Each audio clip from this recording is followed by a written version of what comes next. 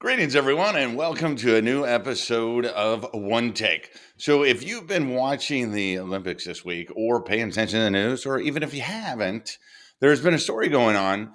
It was a big story, anyway, around the men's 1500-meter race in the track and field competition. Now, a lot of stink was made about this race because it's been very competitive.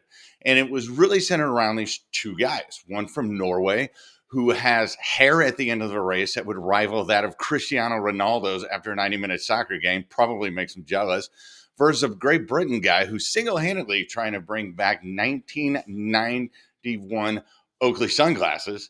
But if you watch any of the jokes aside, if you watch any of the race or any of the build-up to the race, it's centered around these two guys and their rivals.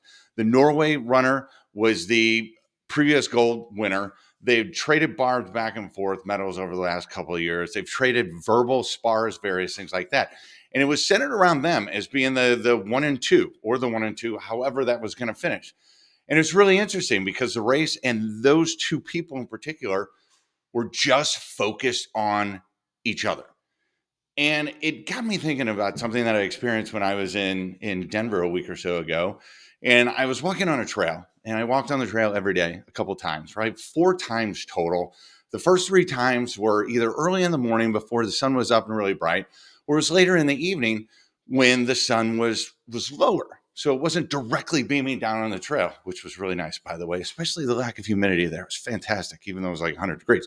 Anyhow, so when I was walking, it was really cool because I noticed, there was a lot of growth on either sides in that, but there were tons of grasshoppers and big, giant Colorado grasshoppers, like mountain climbing grasshoppers. So they were exceptionally noticeable, which is why I noticed them.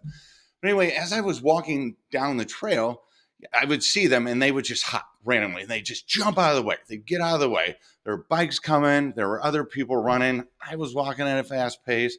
They were just jumping, get out of the way. They knew what was going on. They're like, hey, if I stay here, I'm going to get squashed. So they jump and get out of the way. Well, a couple of days later, the last day I was there, it was Friday morning. I got up a little bit later. So the sun was up and it was a little brighter. And I was coming back on the trail. I go out and I come back and I come back. As I was coming back, I noticed something odd. There were no grasshoppers jumping around. I was like, okay, well, it's the thing I've experienced several times the last couple of days. And I started noticing something even stranger was that there were grasshoppers. They were just dead. Most of them smashed. I know this isn't the conversation you were looking for, but stick with me here. They were smashed and looked like by bike tires and different things. And I was walking down this area that was pretty heavy with them. I noticed that I almost stepped on one or two myself because they just didn't move. And it boggled my mind because they so happily and so frantically hopped out of the way the 3 times before. And so I took a second to kind of look at the scene and notice. And what they were doing, they were basking in the sun. They were just sitting in the sun, kind of staring up, so much so that nothing else in the world mattered to these grasshoppers. They were so singularly focused on this one thing that they thought was the greatest thing or the most important thing in their world. And it led to their demise because they didn't see the giant white dude with size 15 feet coming up, or the numerous people riding past on bicycles that smashed them. And getting back to the Olympics story was really ironic about the situation. These two were just focusing so much on each other, and they thought they were the only competition in the race. They lost. They lost. It was a man bun guy from nowhere. Well, not nowhere. I mean, he was in the finals, so he was good, but that no one was really putting a whole lot of focus on that ended up beating them. The Norway guy led for a while. The British guy was up there too. And all of a sudden, this guy appeared out of nowhere. And no one, including the announcers or the production of the show, because they didn't do a big thing on him before like they did to the coif guy in sunglasses, didn't expect this guy. But he was just sitting there waiting for his opportunity. And he finished first. The Norway guy, who was the anticipated winner or everyone expected, finished fourth. Another American finished third. Sunglasses from Brit finished second. And it was really interesting because the runner that won, the American with the man bun, and I chuckle every time I say that, first thing he said in his interview was that he mentioned how those other two people, the guy from Norway and the guy from Great Britain, had their own thing and seemed to be focusing exclusively on themselves and not anyone else. And so he saw an opportunity and he crept and he crept and he crept.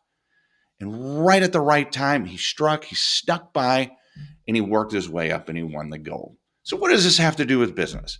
Well, if you've watched one of my one takes or if you've watched all of them, you know that I preach about the fact that we have to, as an industry, stop focusing on one or two things. One or two things that might have driven our business in the past. One or two things that might have gotten us that gold medal back in 2021 or won national awards or whatever the case may be. Stop being so focused, or let me rephrase that. Make sure you're not so focused on one thing, one rivalry, one thing you think is going to make the difference. That sunshine that you think is going to save you might actually be the thing that destroys you if you don't pay attention to other things, if you don't change your ways, if you don't adjust to what the actual world is throwing at you.